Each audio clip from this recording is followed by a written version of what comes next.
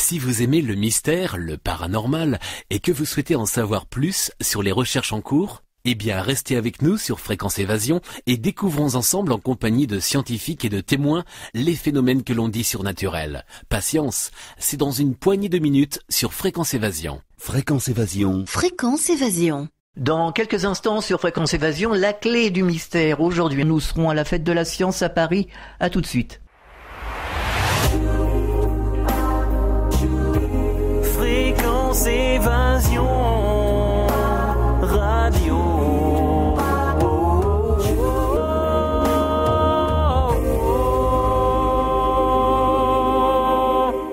Sophie Briquet, bonjour, merci d'être avec nous sur Fréquence Évasion. Bonjour. C'est la fête de la science. Pourquoi avoir décidé d'organiser cette fête et que va-t-on découvrir? Alors, pour la fête de la science, le Muséum national d'histoire naturelle est coordinateur régional de la fête de la science. Alors, effectivement, il se passe énormément de choses en Île-de-France. Et l'idée, c'est de pouvoir créer la rencontre entre les publics et les scientifiques, de pouvoir donner accès à la science et à ses applications à tout un ensemble de publics. Donc ça va des plus petits, des étudiants, des enfants, des familles, des adolescents, tous les publics curieux de culture scientifique en fait peuvent venir à la rencontre des scientifiques. Dans beaucoup de lieux comme les universités, les organismes de recherche, les musées, énormément de lieux ouvrent leurs portes à l'occasion de la fête de la science. Alors, je suppose qu'il y a eu des éditions précédentes. Elle date de quand cette fête de la science? En fait, elle a été créée par Henri Curien en 1991. Henri Curien était ministre de la Recherche. Il avait décidé, pour fêter les 10 ans du ministère de la Recherche, d'ouvrir ses jardins au public pour la première fois, qui n'avait jamais été ouvert. Et en fait, un an plus tard, ça a donné lieu à la création de la première fête de la science, qui était appelée alors Science en Fête. Donc voilà, donc avec l'idée de rapprocher la science des citoyens. Donc en 92, c'était la première Science en Fête officielle. Et puis petit à petit, la fête s'est propagée à l'ensemble du territoire. Et aujourd'hui, elle est menée toujours par le ministère de l'Enseignement supérieur et de la Recherche. Voilà. Alors je suppose que vous avez dû recevoir un nombre de scientifiques de toutes sortes. Oui, énormément de scientifiques ont été présents lors de la fête de la science et aller à la rencontre du public. Notamment au muséum où en fait les chercheurs sont sortis de leur laboratoire, si je puis dire, à la rencontre des citoyens. Alors comment réagit le public? Alors ça fonctionne plutôt bien en fait parce qu'il y a toutes sortes de publics. Hein. Il y a des familles, il y a des étudiants, il peut y avoir aussi des ingénieurs, des gens qui connaissent bien le milieu de la science, mais aussi des enfants qui sont simplement curieux. Et finalement, on a pu le voir aussi au Forum des Halles à Paris, donc dans ce centre commercial, où un ensemble d'organismes de recherche, une dizaine d'organismes de recherche, avaient mis en place des speed dating scientifiques qui réunissaient des chercheurs et le public. Et en fait, ça fonctionnait très bien. On voyait les enfants vraiment s'intéresser, poser des questions, demander « Ah, mais alors, quelles études il faut faire pour faire votre métier ? Ah, je connaissais pas du tout ce métier. » Rencontrer un peu les chercheurs et les ingénieurs et justement en savoir un peu plus sur leur métier. Voilà, il y avait tout un parcours aussi autour des métiers scientifiques. Et ça a très bien fonctionné. Alors, créer des vocations, je ne sais pas si on peut le dire pour tout le monde, mais en tout cas, c'est un des objectifs de la fête de la science. Alors, concrètement, où se déroule-t-elle, cette fête de la science? Alors, elle se déroule partout en France.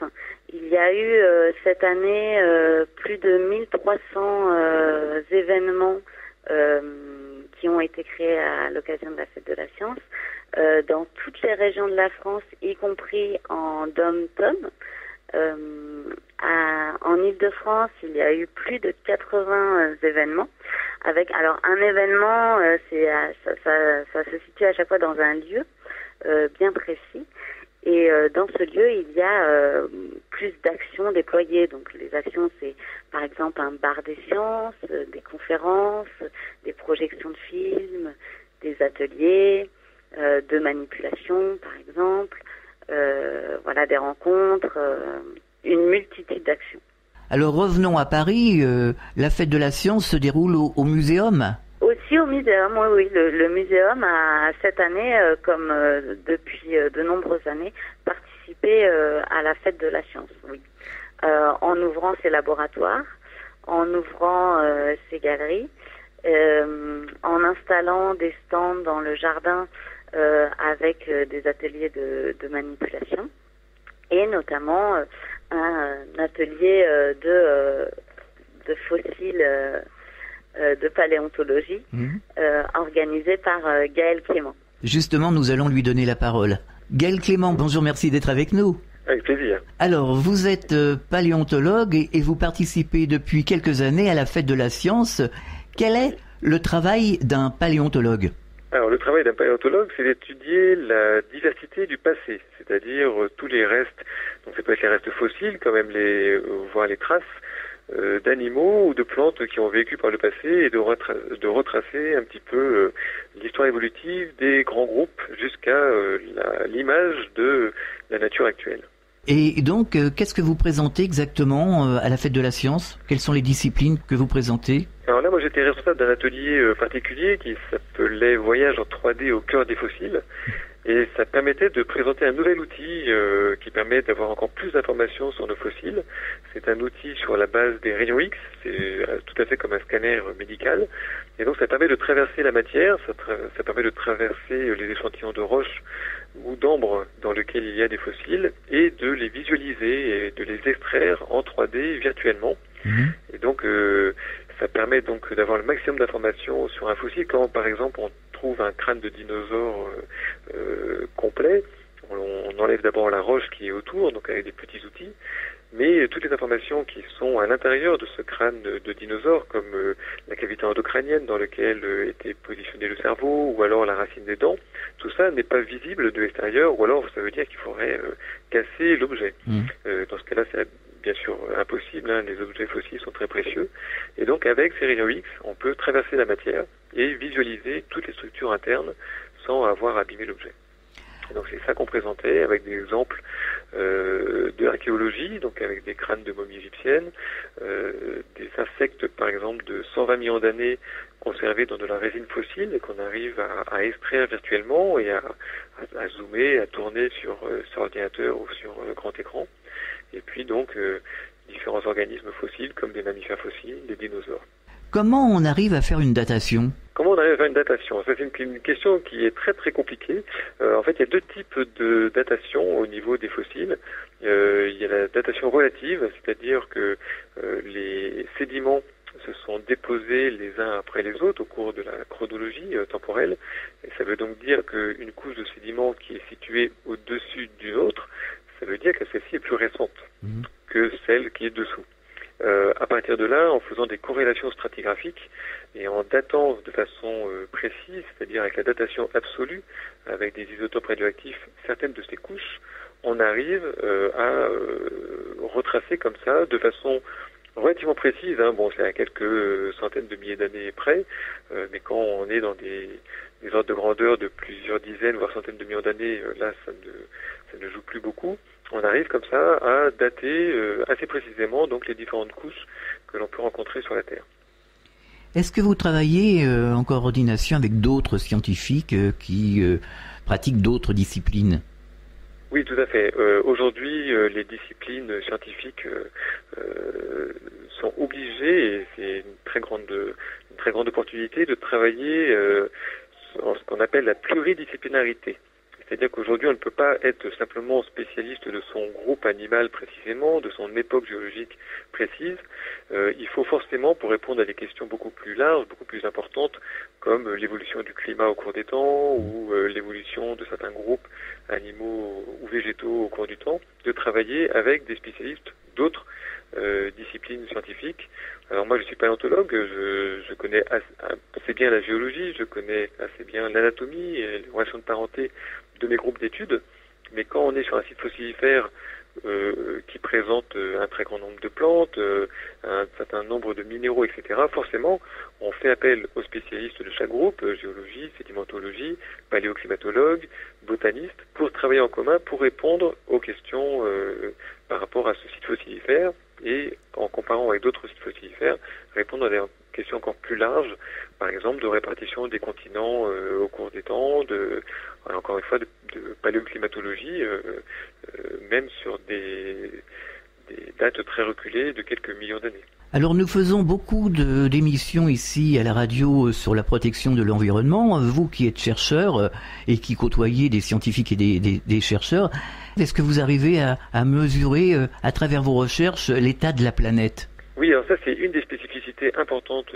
du Muséum national d'histoire naturelle, c'est d'étudier de façon la plus précise possible et surtout d'étudier la biodiversité et surtout de conserver, de préserver cette biodiversité et donc de pouvoir présenter des bilans généralement aux responsables politiques en précisant les choses en disant voilà, par rapport à cette espèce, par rapport à cet environnement, il y a un danger, il y a une recrudescence, ce qui est généralement assez rare, ou alors une baisse de la biodiversité et de mettre là en action les moyens de conserver cette biodiversité.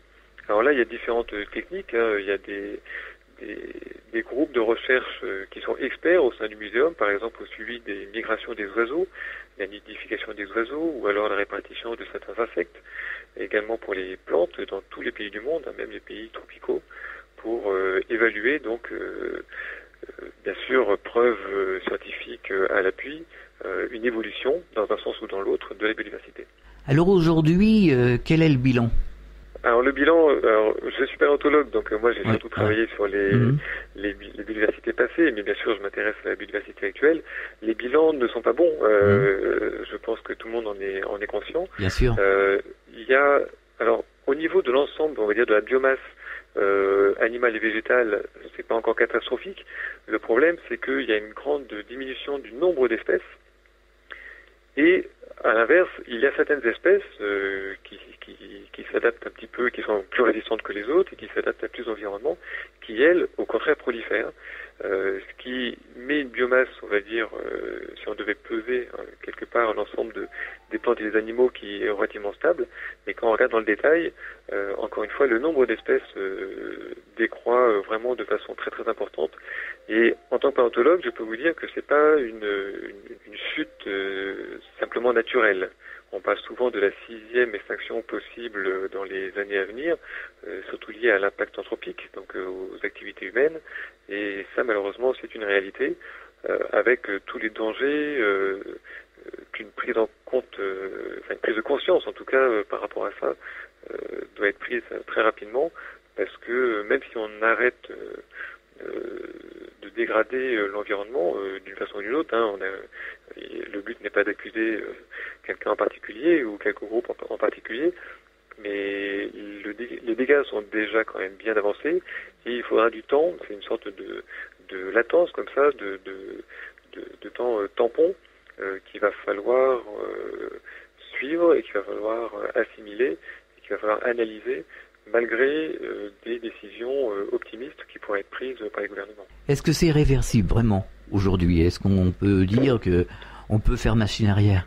On peut faire machine arrière, bien sûr qu'on peut faire machine arrière. Et encore une fois, je ne veux pas du tout être alarmiste, hein, on peut faire machine arrière en prenant effectivement les bonnes décisions par rapport il y a énormément de domaines, hein, il y a la surexploitation de la pêche, il y a bien sûr la surexploitation des sources végétales, hein, la déforestation, il y a également tout ce qui est pollution atmosphérique par les grandes industries.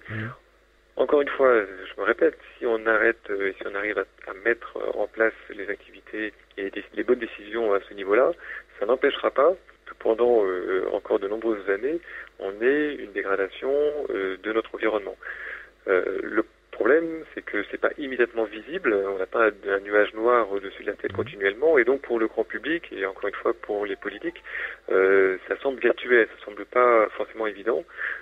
Malheureusement, ça risque de le devenir, et les décisions doivent être prises vraiment très très vite. Après, réversible, oui, la nature est quand même très très forte, on le sait, les spéciations, donc l'apparition de nouvelles espèces se fait aussi régulièrement, mais il faut que les conditions et les bonnes conditions soient là, et ça c'est à la charge d'une de ces espèces présentes sur la Terre, c'est-à-dire l'homme, quoi. On marque une pause, on revient dans quelques instants. De Menton à Toulouse, Radio Fréquence Évasion, le soleil du Grand Sud. Poussez vos coups de gueule en direct sur l'antenne. Composez le 09 79 35 29 60, le direct live de Fréquence Évasion. Vos messages seront diffusés chaque jour sur l'antenne. La crise, le pouvoir d'achat, le gouvernement et tout autre sujet d'actualité, c'est la libre antenne sur Fréquence Évasion 09 79 35 29 60. Coût d'un appel local est gratuit depuis une ligne internet. Partout dans le Grand Sud, Fréquence Évasion. Nous sommes de retour sur Fréquence Évasion. Gaël Clément, est-ce que le nucléaire a un impact justement sur la biodiversité? Oh, c'est une question difficile, politiquement difficile en tout cas. Oui. En plus, je ne vais pas m'y mouiller parce que je n'ai pas du tout les connaissances suffisantes pour répondre à ça. A priori, quand il n'y a pas d'accident, ça n'a pas l'air effectivement d'altérer énormément l'environnement. Par contre, effectivement, s'il y a un accident, et c'est ça le grand danger du nucléaire, là, c'est pas uniquement localement qu'il y a une très forte dégradation, mais avec les vents, avec les échanges océaniques, etc., c'est l'ensemble de la planète qui pourrait en pâtir. À quoi peut-on s'attendre au niveau des découvertes scientifiques pour les décennies à venir? Est-ce que la science, d'une manière générale, nous réserve des surprises? Alors la science, de toute façon, réserve toujours des surprises. Et ça, c'est une question aussi qui est difficile parce qu'on ne peut pas prévoir les découvertes de demain, parce que sinon, on les aurait déjà découvertes quelque part. Bien sûr, il y a des grandes explorations, comme Curiosity, par exemple, sur Mars, qui a mis beaucoup de temps à se mettre en place, et dont là, on attend des résultats importants. Par contre, pour les découvertes, on va dire, au quotidien, le travail quotidien des chercheurs, c'est très difficile de savoir ce qu'on va découvrir. Et c'est pour ça que la recherche fondamentale, par rapport à la recherche appliquée, est quelque chose de très très important à réaliser, à mettre en place, à entretenir. Parce que la plupart des grandes découvertes, je parlais des rayons X tout à l'heure, c'est le cas des rayons X, la plupart des grandes découvertes scientifiques, avec une application après importante dans le médical ou autre, a d'abord été une découverte fortuite, une découverte par hasard. Et encore une fois, donc, je ne peux pas vous prédire quelles seront les découvertes à venir. Il y en aura, c'est certain. Il faut laisser un petit peu de temps aux chercheurs et puis surtout des moyens pour qu'ils puissent trouver les découvertes qui nous serviront à l'avenir. Alors on parle beaucoup de mécanique quantique aujourd'hui. Oui. Donc est-ce que vous avez des informations? Est-ce que vous êtes en contact avec des chercheurs en mécanique quantique? Ça s'intéresse beaucoup, les auditeurs s'intéressent, tout le monde. Hein. La mécanique quantique, effectivement, ça intéresse beaucoup de monde. Là, il y a des découvertes dans le domaine de la physique qui sont toutes récentes et qui sont très très intéressantes, comme par exemple le boson de Higgs ou autre. Mais là, encore une fois, c'est un nouveau champ scientifique de la physique qui s'ouvre à nous. Alors encore une fois, je ne vais pas ni donner mon avis ni commenter parce que malheureusement c'est pas mon domaine, c'est quand même un domaine scientifique excessivement précis, excessivement complexe. Moi, ce que je vois, c'est que récemment, les scientifiques physiciens ont fait un bond en avant absolument énorme par rapport à la physique quantique. Ils ont ouvert des portes de recherche extraordinaires. Alors pas uniquement avec les réflexions des scientifiques, mais aussi grâce à l'aide de grands instruments scientifiques, comme par exemple les accélérateurs de particules, qui peuvent être présents aujourd'hui en France et dans le monde. Et ces grands instruments, la technologie est quelque chose d'excessivement important pour les très grandes découvertes à venir. Et je pense que la physique quantique en est un bon exemple. Gaël Clément, vous avez quelque chose à ajouter? Je pourrais juste ajouter, pour revenir donc au thème de cette émission sur la fête de la science, que c'est un événement qui est absolument, qui est très important pour les scientifiques, qui est à mon avis également très intéressant pour le public, parce que c'est une des rares fois où effectivement il y a un échange direct entre les scientifiques et le le grand public. Et tout chercheur, de toute façon, travaille pour le bien commun, pour l'humanité, pour la connaissance, pour la curiosité en général. Et de voir un petit peu comment fonctionnent les scientifiques, quels sont les outils qu'ils ont, quels sont leurs locaux. Et c'est quelque chose qui est à mon avis très très important, en particulier pour tous les instituts et universités de France, mais dans le cadre du muséum d'histoire naturelle, qui est souvent considéré comme un centre d'exposition avec les galeries et un centre de conservation pour les collections. Ça permet là de montrer qu'il y a quand même un grand nombre de chercheurs, qu'il y a une recherche de pointe qui est réalisée, et d'avoir des débats comme ça avec le public par rapport à des nouvelles découvertes ou de nouveaux instruments, c'est excessivement valorisant pour les chercheurs et à mon avis excessivement instructif pour le public.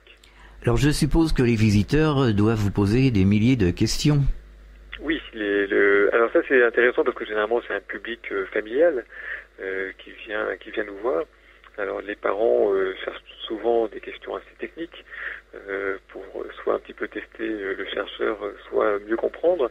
Et les enfants posent des questions non seulement excessivement intéressantes, qui sont souvent très très basiques, mais qui sont souvent les plus difficiles à répondre.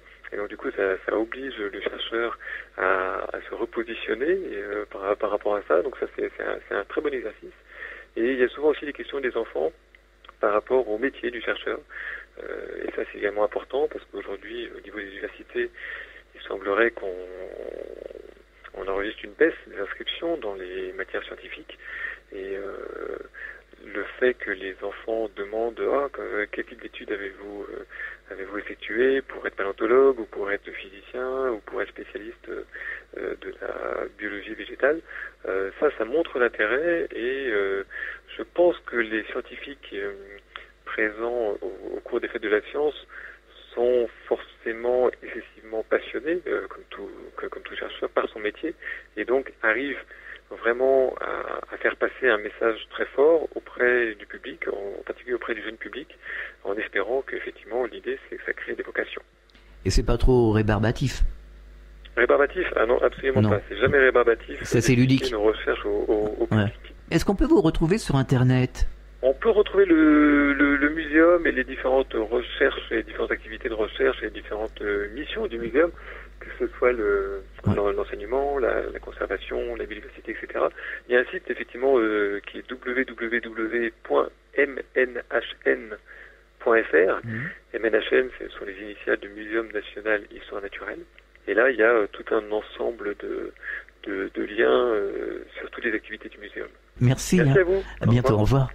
Les scientifiques du Muséum de l'Histoire naturelle ouvrent leur laboratoire afin de présenter au public leur métier et leur sujet de recherche. Quelles sont les différentes disciplines qui sont présentées à l'occasion de la fête de la science en Île-de-France, à Paris précisément? Alors, j'ai envie de dire toutes les disciplines scientifiques sont représentées en Île-de-France. Alors effectivement, pas toutes, mais un grand ensemble de professions scientifiques sont représentées. Il y a eu la profession de restaurateur et d'archéologue qui a été présentée au musée Arkea dans le 95, dans le Val d'Oise. La profession d'astrophysicien qui a été présentée à l'Institut d'astrophysique de Paris. Il y a vraiment tout un ensemble de professions qui a été présenté. Il y en a vraiment pour tous les intérêts et toutes les curiosités. Un autre exemple, le métier de physicien qui a été présenté à l'université Pierre et Marie Curie à Paris. Le métier de chirurgien en Essonne. Dans le 91, dans la ville de Méreville, et le métier de botaniste aussi, qui a été présenté dans le 77 dans la ville de Jouarre. Voilà, donc vous avez tout un panel comme ça. Vous pouvez aller sur le site internet de la Fête de la Science. Enfin, rendez-vous plutôt l'année prochaine. Mais en tout cas, sur le site de la Fête de la Science, vous verrez tout un ensemble de professions qui sont présentées. Est-ce que les recherches en protection de l'environnement sont mises en avant justement au cours de cette fête de la science? Alors oui, cette année, il y a eu beaucoup d'opérations qui ont été menées autour des énergies renouvelables. Alors ça a été un thème qui a été exploité notamment par le centre scientifique Atlas dans le 93 en Seine-Saint-Denis, qui avait tout un événement autour de l'énergie durable pour tous. Voilà, donc l'énergie durable pour tous, en parlant des énergies notamment écologiques. Pareil, Biocitech, dans la ville de Romainville, a mis en place une activité dont le titre était « Quelles énergies pour demain ?», avec des conférences, des débats et des tables rondes autour de ce thème. Voilà, donc ça c'est deux exemples, mais il y en a eu bien d'autres. Par exemple, à l'université d'Evry, dans l'Essonne, dans le 91, les énergies renouvelables ont été mises en place par des ateliers et des stands explicatifs. Alors parlons un petit peu du musée avant de nous séparer. Le Muséum de l'Histoire Naturelle, pour ceux qui ne l'ont jamais visité, que peut-on y découvrir ?